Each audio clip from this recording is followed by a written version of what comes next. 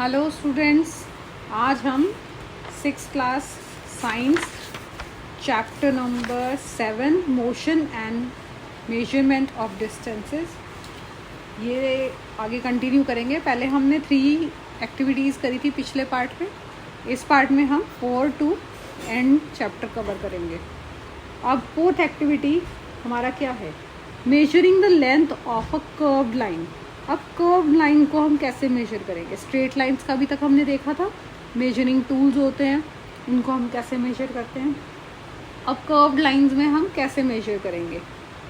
We cannot measure the length of a curved line directly using the metre scale. Metre scale straight है, वो हमारी curved line के ऊपर नहीं बैठ सकता, तो उसके लिए क्या करना चाहिए?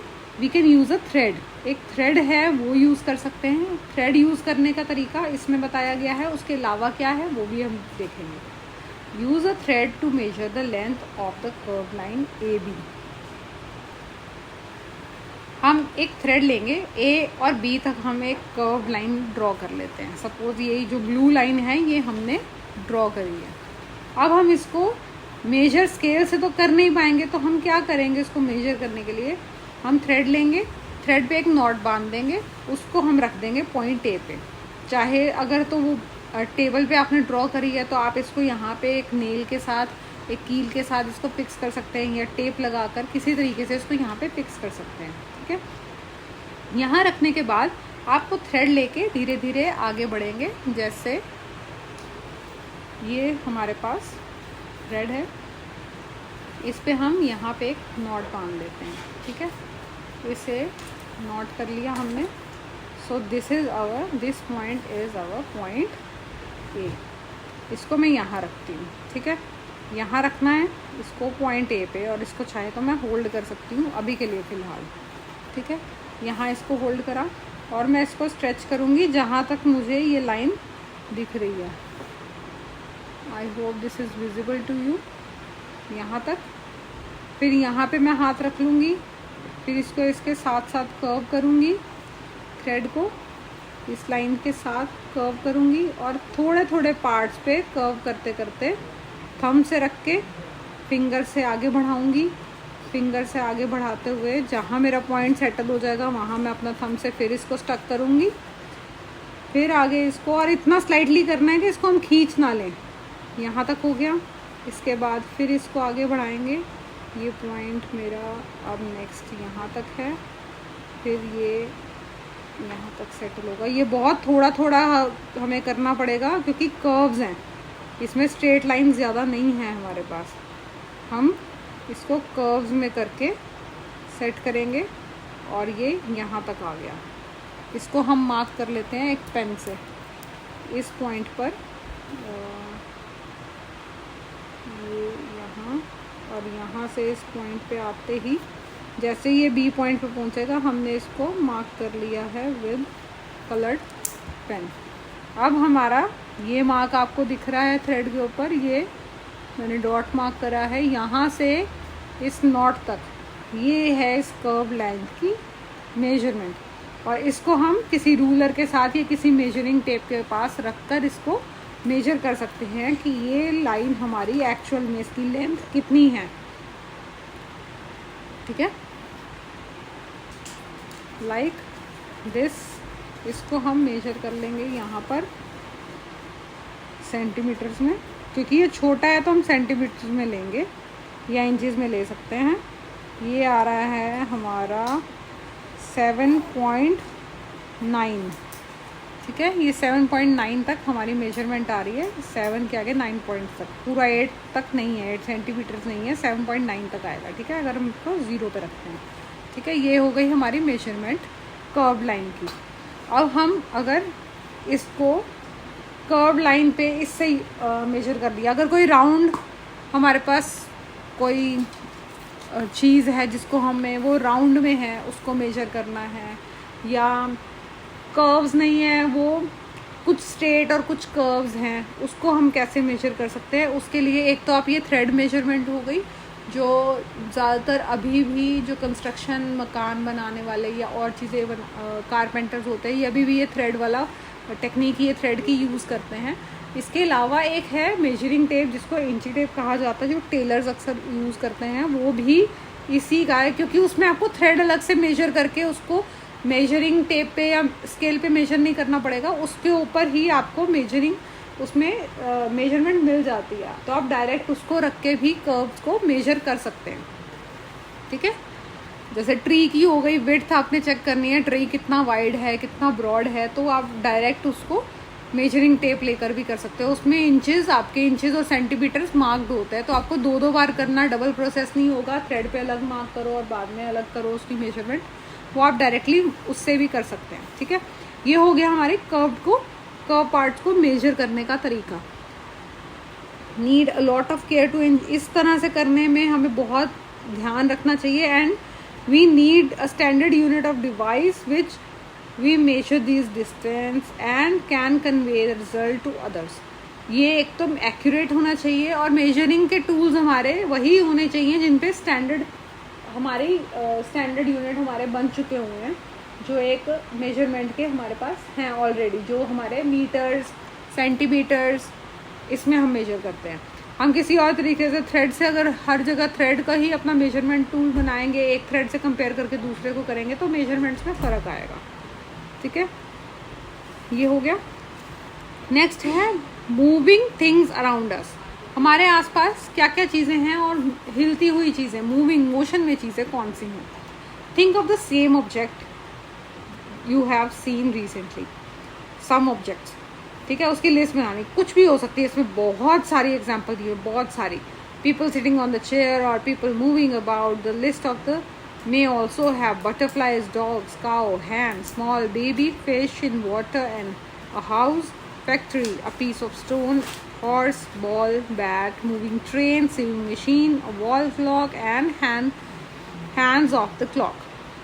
Make your list as large as you can. अपनी बनाइए और उसमें देखिए which of these are moving and which of these things are on rest.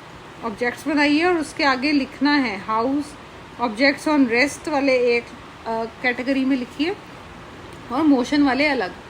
अब एक चीज़ है, आपको कैसे पता चलता है कि कौन सी चीज़ मोशन में है और कौन सी रेस्ट पे? इसकी बेसिक हमारा आइडेंटिफिकेशन या क्लासिफिकेशन का बेसिक रूल क्या है, जो चीज़ें इन बिटवीन सम टाइम, वो चीज़ें हमें उसी कंडीशन, उसी स्पेस पे वापस वहीं मिलती हैं, उसी पोजीशन पे मिलती हैं।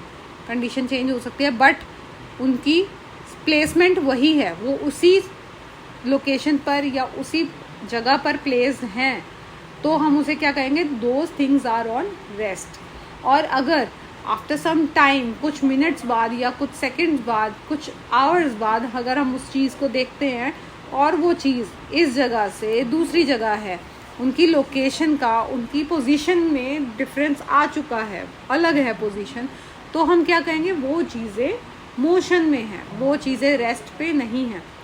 एक थोड़ा सा कॉम्प्लिकेटेड क्वेश्चन, आप लोग सोचिए और ध्यान से जवाब दीजिए। हम रोज़ देखते हैं सनराइज़ होता है, सनसेट होता है, सन की डायरेक्शन चेंज होती है, सन एक जगह से दूसरी जगह हमें दिखता है कि यहाँ से एक जगह से निकला है, ईस्ट से निकलता है, वेस्ट में सेट हो जाता है, तो वो हम क्या कहेंगे कि सन हमारा रेस्ट में है या मोशन में है? सन इज इन रेस्ट। मोशन में कौन है? हमारी अर्थ है, हमारी अर्थ रोटेट करती है, अर्थ मोशन में है, सन अपना रेस्ट पोजीशन पे है, सन अपनी ही जगह पे है, सन नहीं मूव करता, क्योंकि हमारी अर्थ मूव करती है इसलिए हमें सन मोशन में दिखता है, बट एक्चुअल में सन इज इन रेस्ट पोजीशन। हमारी अर्थ की पोजीशन चेंज होती है, डायरेक्शंस हमारी अर्थ में मूवमेंट है, ठीक है। तो इन दोनों में कौन है मोशन में? हम किसी बर्ड को देख रहे हैं, इसमें एग्जांपल बर्ड की दी है, आपने एक बर्ड को देखा, आपको थोड़ी देर बाद वो बर्ड कहीं और दिखा, तो उसमें कौन मोशन में है? आप मोशन में है या बर्ड मोशन में? बर्ड मोशन में, क्योंकि आपको बर्ड ही चलता हुआ दिख रहा है, आप दोनों सेम स्पेस में खड़े हैं, आप वहीं के वहीं हैं और बर्ड मूव कर रहा है वहाँ से, आपको दिख रहा है कि वो मोशन में, ठीक है। जो चीज़ कुछ टाइम बाद इसमें दी हुई है proper definition on the basis place after some. Okay, you might have noticed that the bird is not at the same place after some time, while the table is on the same place. एक table अपनी ही जगह पे है और bird वहाँ पर नहीं है. On this basis, you may have decide whether the object is in rest or motion. इन्हीं बेसिस पे चेक करते हैं. कुछ टाइम बाद टाइम इंटरवल गैप देख लेते हैं हम. चलो 1 मिनट देख लिया. 1 मिनट के बाद सेम आप क्लॉक में चेक कर सकते हैं. आप क्लॉक को चेक कंपैरिजन कीजिए क्लॉक में और क्लॉक के हैंड्स में. आप क्लॉक देखिएगा 5 मिनट बाद या 10 मिनट बाद आपकी क्लॉक वहीं की वहीं होगी. दीवार पे लगी है वो दीवार पे ही रहेगी. एंड क्लॉक के हैंड्स 1 मिनट बाद या 10 मिनट बाद उसके हैंड्स अपनी जगह से हट चुके हैं, वो मूव हो चुके हैं. तो क्लॉक हमारी रेस्ट में है और हैंड्स हमारे मोशन में है. Next activity 6. इस एक्टिविटी 6 में हम क्या पढ़ेंगे, मैं पूरा आपको रीड नहीं करके बता रही हूँ, मैं आपको सिर्फ एक्टिविटी समझा रही हूँ इसमें क्या दिया गया है. छोटा सा एक्सपेरिमेंट आपको क्या करना है, एक पेपर के ऊपर आपने लेनी है कुछ शुगर के स्प्रिंकल्स, क्रिस्टल्स शुगर के, वो आपने स्प्रिंकल करना है शीट के ऊपर. तो आप देखेंगे कि अगर जो चींटियाँ होती हैं, एंट्स होती हैं, वो शुगर पे, मीठे पे ज़्यादा जल्दी अट्रैक्ट होती हैं, वहाँ पर ज़्यादा इकट्ठा हो जाती हैं. अगर मॉइस्ट मौसम है और आपके आसपास जहाँ पे आपको दिखा रहा है कि चींटियाँ इस जगह पर आती हैं, वहाँ पे शीट के ऊपर शुगर स्प्रिंकल करके रख सकते हैं. ठीक है, वहाँ रख दिया. आपने क्या नोटिस करना है, अगर कुछ एंट्स उस पर चल के आ रही हैं तो जहाँ से वो पेपर पे चढ़ती हैं वहाँ से आपने एक डॉट ड्रॉ कर लेनी है. उसके बाद एंड जहाँ जहाँ जा रही है वहाँ पे आप डॉट्स बनाते जाइए. ठीक है, और फिर कुछ देर बाद जब देखा आपने कि वहाँ काफ़ी उसने पेपर पे मूव कर लिया है, तो उसके बाद आप पेपर को मतलब झाड़ के क्लीन कर सकते हैं. आप उसको उतार सकते हैं सब कुछ शुगर से और एंड से फ्री कर सकते हैं पेपर को. और जो डॉट्स आपने मार्क करी थी उनको एक लाइन ड्रॉ करिए और उसके ऊपर एरोज करिए कि वो किस डायरेक्शन में गई थी, वो इधर से इधर आ रही हैं या यहाँ से वहाँ जा रही हैं. एरोज ड्रॉ कीजिए. ये आपको क्या बता रहा है कि शुगर जो थी आपकी वो रेस्ट पे थी और एंट आपकी मूविंग पे थी. आप शुगर जहाँ थी आप चाहे तो उसको सर्कल कर सकते हैं, अगर उसमें मूवमेंट है तो मूव कर सकते हैं. एंट अगर आपकी स्टेबल है एक ही जगह पे है तो उसको सर्कल कर दीजिए, अगर वो मूवमेंट में है तो डॉट से ड्रॉ कर दीजिए. एंड में आप क्या देखेंगे, sugar was at the rest and ant was moving. ठीक है, उसकी पोजीशन हमने मार्क कर ली और ये है उसका डिस्टेंस जो उसने पेपर पे कवर करा है. इसको हम मेजर कर सकते हैं, जो हमने कर्वी लाइंस का भी मेजरमेंट चेक करा था पिछली एक्टिविटी में. कैसे कर सकते हैं, इसमें हमने सिर्फ एंड्स का ये देख के नोट करना है. सिर्फ एंड्स का रास्ता ये हमने कर लिया और इससे हमें पता चल जाता है कि ये मोशन यहाँ से यहाँ तक की थी और उसको हम मेजर कर सकते हैं. इस तरह से आपने कई जगहों पे मोशंस देखे होंगे. जो हमने अभी एक कॉम्बिनेशन चेक करा था, अभी डिस्कस करा था क्लॉक एंड हैंड्स का, उसके अलावा भी कई ऐसे मोशंस होते हैं जो अलग अलग तरह के होते हैं. इसमें एक और एग्जांपल दी हुई है, जैसे फैन एंड इट्स ब्लेड्स. आपका फैन आपके घर में है, सीलिंग फैन है या किसी भी तरह का फैन हो, तो आपका पूरा फैन क्या मोशन में है, क्या वो कमरे में घूम रहा है? फैन कमरे में एक कॉर्नर से दूसरे कॉर्नर हवा देने जा रहा है? No, it is on the rest, on it is connected to one circuit और वन कनेक्शन जहां उसको फिक्स कर रखा है. आपका फैन एक जगह पे स्टेबल है, फैन मूव नहीं कर रहा. मूवमेंट कहाँ हो रही है? उसके ब्लेड्स में.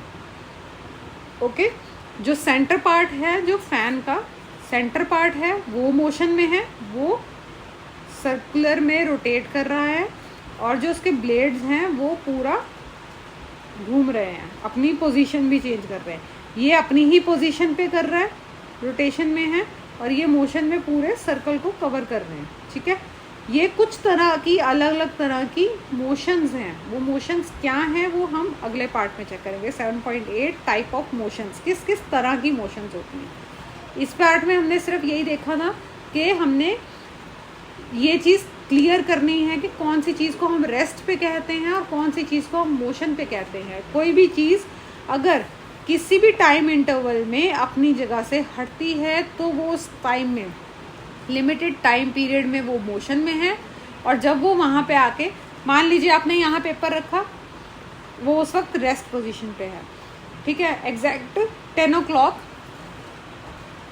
एग्जैक्टली एट 10 o'clock आपने उसको पिक करा और 10 o'clock के बाद विदिन 5 seconds आपने उसको फिर दूसरी जगह पर रख दिया, ठीक है। अब वो फिर से पेपर रेस्ट पोजीशन पे आ गया। 10 o'clock से पहले वो रेस्ट पे था, 10 o'clock to 10 o'clock and 5 seconds तक वो मोशन में रहा और 5 seconds बाद फिर वो रेस्ट पे आ गया। तो फॉर दिस 5 seconds वो पेपर मोशन में था, ठीक है। That paper was in motion for 5 seconds। जिस टाइम पीरियड के लिए वो अपनी पोजीशन पर नहीं है या वहाँ से शिफ्ट हो रहा है, वो उतनी देर के लिए मोशन में है। अदरवाइज वो किसी टाइम लिमिट में वो अपनी ही जगह पे है, तो वो उतनी देर के लिए रेस्ट पे है। और कुछ इस तरह की मोशंस हैं, आगे हम वो चेक करेंगे किस किस तरह की मोशंस हम और देखते हैं। Types of motions, you have observe that the motions of vehicle on a straight road, march past of soldiers in a parade, or the falling of stones. What kind of motion is this? Sprinters in a 100-meter race also move along the straight track. Can you think of more such examples from your surrounding? अलग अलग तरह की motions की आप example लीजिए, किस किस तरह की motions हैं। In all those examples we see that the objects move along the straight line. This type of motion is called recliner motion, ठीक है। कोई मोशन जो स्ट्रेट लाइन के साथ ही चलती जा रही है, जिस तरह की इन्होंने एग्जाम्पल्स में बताया, एक स्ट्रेट रोड पे व्हीकल्स चल रहे हैं, परेड मार्च हो रही है, या रेस एरिया में सारे रनर्स भाग रहे हैं, वो सब क्या कर रहे हैं, एक स्ट्रेट लाइन के साथ साथ भाग रहे हैं। तो इस तरह की मोशन क्या होती है, रेक्टिलिनियर मोशन। ऐसी कोई भी मोशन, कोई भी मूवमेंट जो हमारी स्ट्रेट लाइन के साथ कंप्लीट होती है, स्ट्रेट लाइन के साथ कंटिन्यू होती है, एक स्ट्रेट लाइन के साथ चलने वाली कोई भी मोशन, चाहे वो स्ट्रेट लाइन के साथ कार्स जा रही हैं, एक स्ट्रेट लाइन में परेड मार्च हो रही है, या 100-मीटर रेस में सारे रनर्स भाग रहे हैं, इस तरह की एक स्ट्रेट लाइन में कंटिन्यू एक ही स्पीड में, एक तरीके से, स्पीड अलग हो सकती है, एक ही तरीके से चलने वाली सारी मोशंस क्या होती हैं, रेक्टिलिनियर मोशंस। ये लीनियर मोशन है, लाइन में चलने वाली मोशन है, और जो सीधी एक ही लाइन में चल रहे हैं वो है रेक्टिलिनियर मोशन, ठीक है। इसके बाद नेक्स्ट एक्टिविटी है, take a stone, tie a thread to it and whirl it with your hand. एक थ्रेड के साथ एक आपने स्टोन बांध लेना है, उसको हाथ में पकड़ना है और उसको गोल घुमाना है। वो आपका क्या रहेगा, आपके थ्रेड यहाँ पे ग्रिप में रहेगा और स्टोन आपका घूमता रहेगा, स्टोन आपका प्रॉपर मोशन में रहेगा। ऑब्जर्व कीजिए इस चीज को, and we see that the stone moves along the circular path. Stone का पाथ क्या है, circular. In the motion the distance of the stone from your hand remains the same. आपके हाथ से उसका डिस्टेंस सेम है, आपके हाथ से यहाँ से वो थ्रेड स्टोन इतनी ही दूर पे है, चाहे वो यहाँ हो, चाहे यहाँ हो, चाहे यहाँ हो, चाहे यहाँ हो, उसका डिस्टेंस सेम रहेगा, क्योंकि वो एक ही थ्रेड से जुड़ा हुआ है और वही थ्रेड हर जगह घूम रहा है, ठीक है।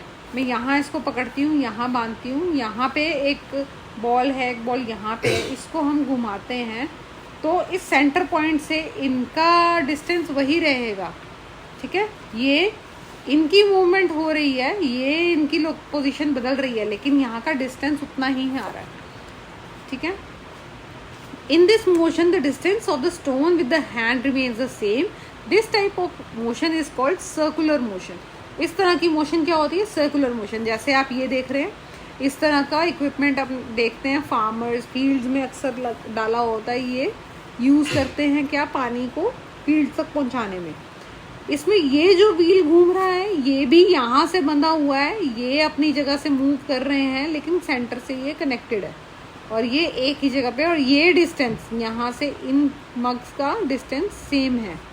और एक और चीज़ यहाँ पे है, इस पॉइंट से ये बुल को उन्होंने बांध रखा है, और ये ऑक्स तो ये घूमता है इस तरह से, यहाँ पे इसका डिस्टेंस सेम रहेगा, चाहे वो इस डायरेक्शन में हो, चाहे वो घूम के यहाँ आ जाए, चाहे यहाँ आए, ये डायरेक्शन सेम, ये डिस्टेंस सेम रहेगा और इसकी पोजीशन बदलती रहेगी। और ये क्या, सर्कुलर मोशन में घूम रहा है, इसलिए इस मोशन को क्या कहते हैं, सर्कुलर मोशन। ये हमारे जो डायरेक्शंस वाला ये इक्विपमेंट होता है जो हमें डायरेक्शन बताता है, विंड किस डायरेक्शन में चल रही है, ये भी इसी तरह से मूव करता है। फैन हमारा इसी सर्कुलर मोशन में मूव करता है। हमारी क्लॉक के हैंड सर्कुलर मोशन में मूव करते हैं, ठीक है। हम किसी चीज़ को घुमाते हैं अगर किसी भी चीज़ को, तो वो इसमें इसी मोशन में मूव करती है। हम अगर कोई छोटी सी गर्ल है, उसको प्रिटी सी ड्रेस पहनाई हुई है और उसकी ड्रेस के ऊपर कुछ हम टाई करके कुछ लटका देते हैं, सुंदर सी एक्सेसरीज लटका देते हैं और वो स्वर्ल करती है, वो घूमती है, तो वो जो आपकी गर्ल की पोजीशन वही रहेगी, जो उसकी एक्सेसरीज हैं वो हर तरफ वो घूम रही है, उसका घेरा पूरा सर्कल में आएगा, तो वो भी सर्कुलर मोशन ही काउंट होगा, ठीक है। The motion of a point marked on the blade of an electric fan or hands of a clock are the example of the circular motion. The electric fan और clock by themselves are not moving. Fan move नहीं कर रहा, clock move नहीं कर रही, लेकिन उसके blades या क्लॉक के हैंड मूव कर रहे हैं, तो ये एक सर्कुलर मोशन में मूव करते हैं। ये हो गया यहाँ पे इसका। इस तरह के मोशन के अलावा जैसे इसमें था फैन से, आपका फैन यहाँ पे मोशन में, फैन पूरा स्टेबल है, आपके फैन के जो ब्लेड्स हैं वो मूव करते हैं। आपकी क्लॉक रेस्ट पे है, क्लॉक के हैंड्स मूव करते हैं। अब आप इसको चेक करने के लिए क्या देख सकते हैं, क्लॉक के हैंड्स, आपकी ये क्लॉक है, ठीक है, यहाँ से क्लॉक का हैंड यहाँ है, थोड़ी देर बाद आप चेक करोगे वो यहाँ है, तो आप इसका डिस्टेंस ये बदल सकता है, डिस्टेंस बदल सकता है, लेकिन यहाँ से यहाँ की, यहाँ ये सेम रहेगा, ये मेजरमेंट सेम रहेगी और ये मेजरमेंट भी सेम रहेगी, ठीक है। यहाँ से यहाँ तक का डिस्टेंस सेम रहेगा, वो मोशन, उसकी पोजीशन चेंज होती रहेगी हैंड के टिप्स की, पर वो अपने बेस उसका यहीं से कनेक्टेड रहेगा, ठीक है, ये मूवमेंट में रहेगा। इसके अलावा एक मोशन और होता है, उसमें क्या है, जो हमारा ऑब्जेक्ट है वो अपनी मोशन को रिपीट करता है, बैकवर्ड भी आता है और वापस उस मोशन में जाता है, फिर बैकवर्ड आता है, इस तरह की मोशन होती है, इसको कहते हैं पीरियोडिक मोशन। पीरियोडिक मोशन में क्या है, आप सेम जैसे हमने इसमें पहले में दिया था, एक स्टोन लेकर इसको वर्ल किया था, वैसे ही आप एक स्टोन उसी को लीजिए, उसको टाई कीजिए एक रॉड के ऊपर, यहाँ पे हमने रॉड ले ली, यहाँ पे उसको टाई कर लिया, उसको लटका दिया। मैं हैंड से उसको मूव करूँगी, वो पूरा नहीं घूमेगा, वो थोड़ा सा उधर जाएगा, फिर वापस आ जाएगा, फिर आगे जाएगा, फिर वापस आएगा। इस तरह की मोशन क्या होती है, हमारी पीरियोडिक मोशन, और इसको हम पेंडुलम भी कह सकते हैं। वो हमारा स्टोन किस तरह मूव कर रहा है, पेंडुलम की तरह। घड़ियों में आपने देखा होगा, क्लॉक्स में आपको कई बार पेंडुलम क्लॉक अगर आपने देखी है तो उसमें नीचे पेंडुलम होता है, वो यहाँ से यहाँ मूव करता है, फिर वापस जाता है, फिर इधर मूव करता है, फिर वापस जाता है, ये हो सकता है। गिटार के स्ट्रिंग्स जो होती हैं, वो स्ट्रिंग्स मूव करती हैं, हम उसको बजाते हैं, वापस खींचते हैं, वो इधर जाती है, वाइब्रेट होती है, वापस एक जगह पे आके स्टेबल हो जाती है। Same is with the swing. आप स्विंग लेते हुए आपने खुद झूला होगा या बच्चे कभी झूलते हुए देखे होंगे, तो वो आगे जाते हैं झूले से, फिर पीछे जाते हैं, फिर आगे जाते हैं। हम एक बार पुश करके हट जाएं तो वो आगे पीछे जाएंगे, जब तक हम उसको फोर्सफुली रोकेंगे नहीं, या वो टाइम के साथ वेट की वजह से वो रुकेगा नहीं, ठीक है। वो अपनी मोशन को रिपीट करेगा, फॉरवर्ड बैकवर्ड। इस तरह की मोशन को हम क्या कहते हैं, पीरियोडिक मोशन। इसके अलावा जो हमने अभी थोड़ी देर पहले रेस्ट और मोशन वाली एग्जांपल में एक्टिविटी में चेक करा था, वो क्या था, हमारी एक एग्जांपल ली थी हमने स्विंग मशीन की। तो स्विंग मशीन में आप देखते हैं एक चीज़ नहीं है और एक तरह की मोशन नहीं है, उसमें बड़े अलग अलग तरह की हमें मोशंस देखने को मिलती हैं। स्विंग मशीन में क्या होता है, एक तो आपको मिलेगा जहाँ पे हम फैब्रिक रखते हैं। फैब्रिक क्या होता है, जो मशीन में चलता है वो एक रेक्टिलिनियर मोशन में चलता है। रेक्टिलिनियर मोशन में वो फैब्रिक एक ही डायरेक्शन में आगे बढ़ता हुआ जाता है।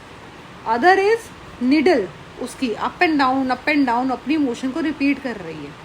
वो क्या यूज़ कर रही है, पीरियोडिक मोशन। एक तरफ हमारा व्हील है जो मशीन को चला रहा है, that wheel is going in the circular motion, वो सर्कुलर मोशन में जा रहा है। तो हमें कई ऐसी एग्जांपल्स हैं, कई ऐसी चीज़ें हैं जिसमें हमें 2-3 तरह की मोशंस अलग अलग देखने को मिलती हैं। आप वो उस तरह की एग्जांपल्स ढूंढ सकते हैं और हमें हमारे साथ शेयर कर सकते हैं इस तरह की चीज़ों को। और आप और ज़्यादा देखेंगे तो एक एग्जांपल थोड़ी सी एक और है जो हम देखते हैं बॉल में। एक बॉल है, आप रोल कीजिए, ज़मीन पर रोल कीजिए, एक तरफ से आपने फेंकी और वो आगे जा रही है। अब वो कौन सी 2 मोशंस हैं आपको दिखा रही है। एक तो वो रेक्टिलिनियर मोशन में आगे बढ़ रही है, ठीक है, रेक्टिलिनियर मोशन में वो बॉल आगे स्ट्रेट जा रही है। सेकंड वो रोटेशनल मोशन, सर्कुलर मोशन में वो गोल रोटेट होती हुई जा रही है। So it is moving in rotational motion also, वो रोटेट भी हो रही है। इस तरह की रोटेशन और कौन करता है? Earth moves, rotates around the sun, the moon rotates around the earth. इस तरह की मोशंस में वो रोटेट करते हुए आगे भी बढ़ते हैं। जो हमारी ये बॉल है हमारी रोटेट करती हुई रेक्टिलिनियर में जा रही है, रोटेट भी कर रही है और रेक्टिलिनियर, 2 मोशंस एक साथ हो गए। अदर इज हमारी अर्थ जो मूव करती है सन के आसपास, वो रोटेशन भी ले रही है और रेवोल्यूशन, और वो सर्कुलर मोशन में भी चल रही है। सन से उसका डिस्टेंस सेम है, अपनी जगह पे वो रोटेट कर रही है और सन के आसपास वो सर्कुलर मोशन में रेवोल्यूशन कवर कर रही है। सेम मून के साथ, मून अपनी जगह पे भी घूम रहा है, it is rotational motion also, और वो अर्थ के आसपास घूम रहा है तो वो सर्कुलर मोशन में घूमता है, ठीक है। 2 तरह की है। इस तरह की और भी कई एग्जाम्पल्स हैं जिसमें आप देख सकते हैं 2-3 तरह के मोशंस एक साथ। हमारी डे टू डे लाइफ में कई ऐसी एग्जाम्पल्स हमें मिल जाएंगी जिसमें हम कई मोशंस को एक साथ देखते हैं, और कई ऐसी एग्जाम्पल्स मिलेंगी जिसमें हमें रेस्ट और मोशन एक साथ दिखती हैं। इस तरह की ऐसी कई एग्जाम्पल्स हैं, आप ढूंढ सकते हैं और इसको रिवाइज कर सकते हैं इस चैप्टर को। यहाँ तक हमारा चैप्टर बेस रीडिंग हो गई। अब थोड़ा सा हम एक्सरसाइज को चेक करेंगे। यहाँ तक ये हो गया। अब यहाँ से शुरू करते हैं। Give 2 examples of each of modes of transport on land, water and air. Land में स्कूटर, बस, water, ship and boat, submarines, anything, air, helicopters and aeroplanes, और parachutes और hot air balloons, ठीक है। fill in the blanks. 1 meter is how much centimeters? 100 centimeters। ये हमने पढ़ा था यहाँ पर, हमें जब हमने मेजरमेंट वाला पार्ट पिछले पार्ट में करा है। 1 metre is 100 centimetre. 5 kilometres is how many metres? 1 kilometre 1000 metres, तो 5 kilometres is 5000 metres. Motion of a child on a swing is periodic motion. ये हमने यहाँ चेक करा था, ये this is periodic motion.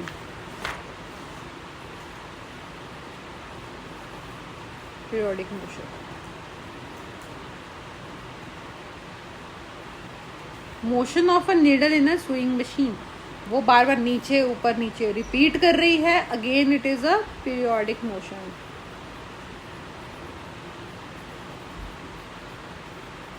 Motion of wheel of a bicycle, ये कौन सी example है?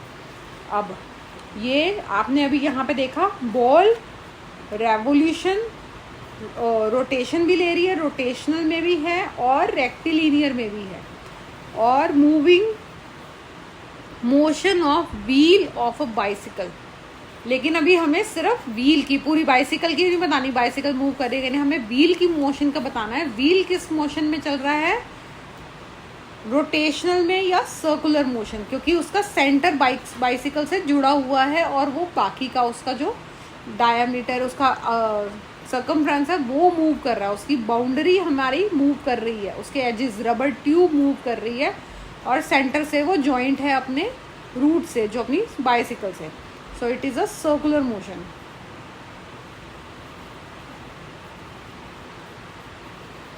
सिर्फ व्हील ऑफ बाइसिकल का पूछा, पूरी बाइसिकल का और व्हील का कनेक्शन उसका नहीं पूछा है।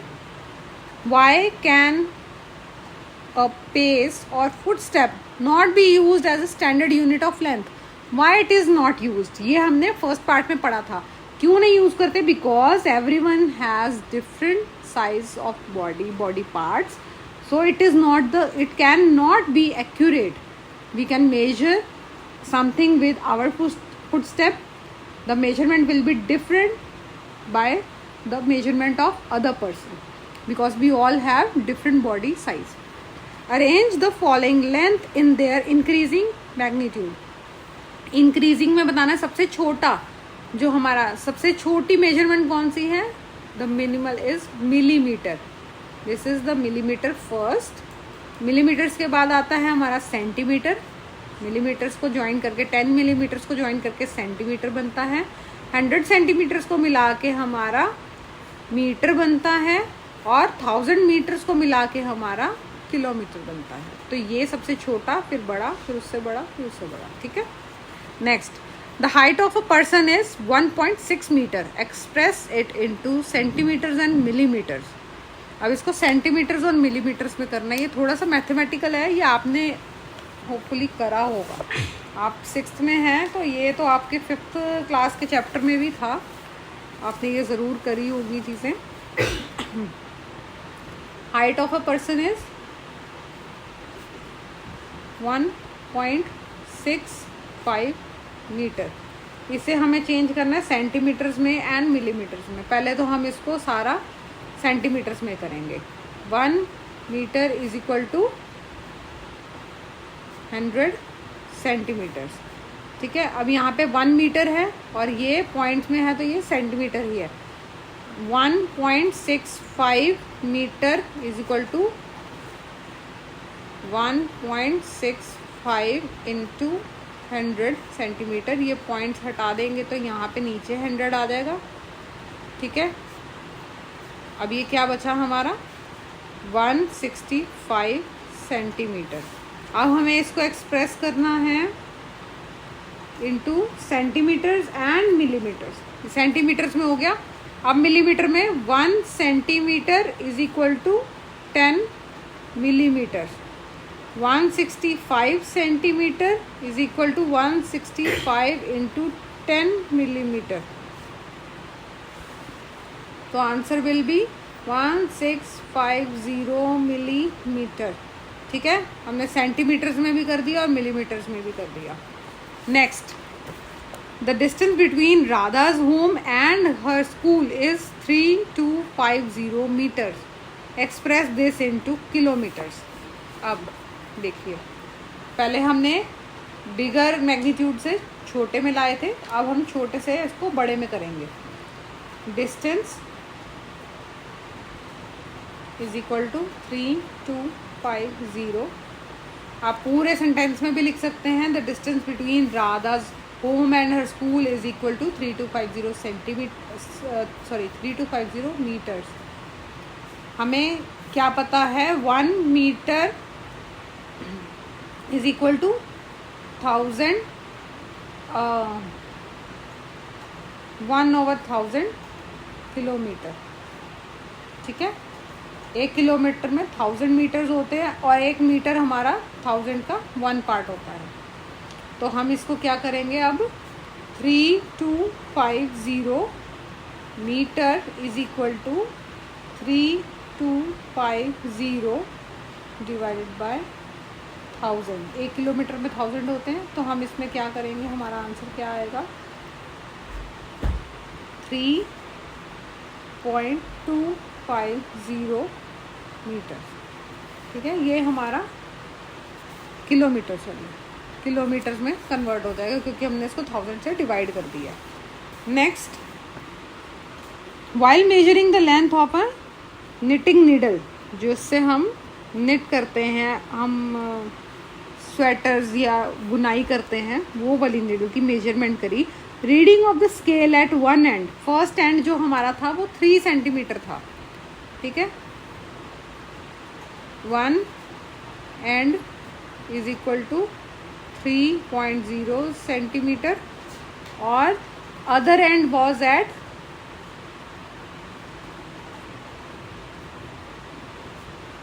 3.1 सेंटीमीटर। ठीक है, ये चीज़ हमने कहाँ चेक करी थी? हमने ये फर्स्ट पार्ट में इस चैप्टर के पढ़ा था। जब हमारा स्केल या मेजरिंग टूल हमारा ब्रोकन हो, उसका फर्स्ट पार्ट अगर हमारा टूटा हुआ है, तो हम उसकी मेजरमेंट क्या करेंगे? हम उसकी मेजरमेंट आगे से शुरू कर लेंगे, जहाँ से हमारा मेजरिंग टूल ठीक है वहाँ से शुरू करेंगे, पूरी मेजरमेंट लेंगे, और जहाँ से हमने शुरू किया है फाइनल मेजरमेंट में उसको माइनस कर लेंगे, तो हमारी एक्यूरेट करेक्ट मेजरमेंट आ जाएगी। अब हमारी स्टार्टिंग क्या है? हमने 3 सेंटीमीटर से की है। मे बी हमारा पहले तो के मार्क्स मिटे हुए हैं या हमारा टूल पहले से टूटा हुआ है, हमने 3rd से शुरू करा और ये फाइनल है।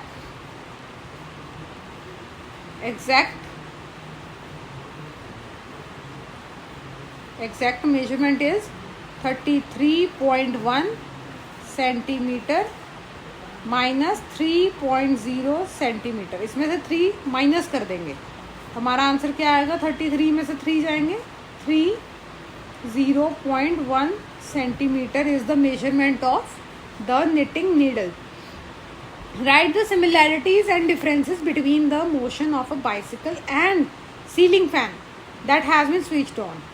एक बाइसिकल के मोशन में है उसका व्हील, और हमारा सीलिंग फैन दोनों मोशन में है, उनमें क्या सिमिलैरिटीज़ हैं? The both share the same thing that they both are in the circular motion, the root of that object is connected और it is in the same place. Bicycle का जहाँ से हमारा व्हील कनेक्टेड है वो अपनी ही जगह पे है, वो मूव नहीं कर रहा, हमारा व्हील, हमारी जो रबर ट्यूब है वो मूव कर रही है। Same is with the fan का हमारा जो रॉड है जिसके ऊपर फैन के ब्लेड्स जुड़े हुए हैं वो उसी जगह पर है, उसके ब्लेड्स मूव कर रहे हैं। They both are the core of that object is in the same position and the blades and और the rubber tube are moving in the circular motion. ठीक है, next, why would you not like to use a measuring tape made of an elastic material like rubber or to measure distance? What would be some of the problems you would meet in telling someone about the distance you measured with such a tape? Why don't we use the elastic type of measuring tape? Elastic में क्या होता है? Rubber या किसी इस तरह के elastic material में क्या होता है? वो स्ट्रेच हो जाता है। मैं यहाँ मेजर कर रही हूँ, अगर उसमें इलास्टिक है, मेरे हाथ का प्रेशर ज़्यादा है, मैं ज़ोर ज़्यादा लगाती हूँ तो मैं उसको स्ट्रेच करके यहाँ तक भी नाप सकती हूँ। मेरा 3 इंच फैल के यहाँ पे भी आएगा। कोई है जिसमें मेरे से ज़्यादा पावर है, वो 3 इंच तो यहाँ तक भी नाप लेगा। कोई मेजरमेंट बिल्कुल स्ट्रेच नहीं लगा रहा, छोटा बच्चा है, उसमें इतना ज़ोर नहीं है, वो उसको नहीं खच रहा, वो यहीं तक नाप रहा है, तो हमारी मेजरमेंट्स अलग हो जाएंगी। We would not use the measuring tape made up of elastic material because it can differ the measurement of the distance. We can face the problem like if someone says you to travel 5 kilometers from here on a straight road and the distance is measured by the elastic measuring tape. It could be very risky or very dangerous or could be more problematic for the person traveling, because measuring of the distance and telling that distance to someone is more important. It should be accurate. Elastic material cannot tell the accurate distance or accurate measurement of something because it stretch according to the strength of the person measuring the distance. Give 2 examples of periodic motion. 2 examples of periodic motion. One is the pendulum of a clock, the bell hanging on a church or some place, the moving of the pendulum in the bell, or a child sitting on a swing is the example of periodic motion. They are 3, but you can write 2 examples, any 2 examples. A pendulum or a swing, they both are the examples of periodic motions. यहाँ तक हमारा chapter complete है। अब बाकी हम मिलते हैं next chapter में। Till then take care, bye.